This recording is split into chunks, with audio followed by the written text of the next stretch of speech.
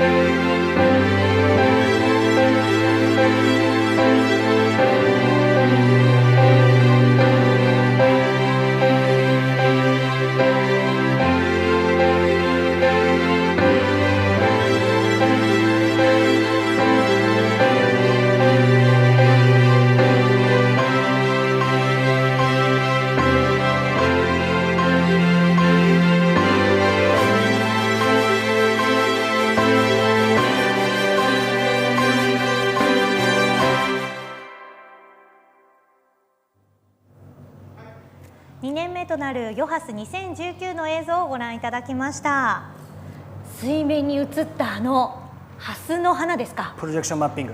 すっごい綺麗でしたね。綺麗な。結構な大きさでしたよね。はいはいはい。水面いっぱいにっていう形だったんですけど、ちょっとその映像ってありますか。こちらのプロジェクションマッピング、こちらですね。これ東映さんって映画の東映さんと一緒にコラボして、当然千葉出身の私の仲間なんですけど、彼が今室長みたいになっていて、いかにこの池に移すかってだいぶ苦労したんですけど、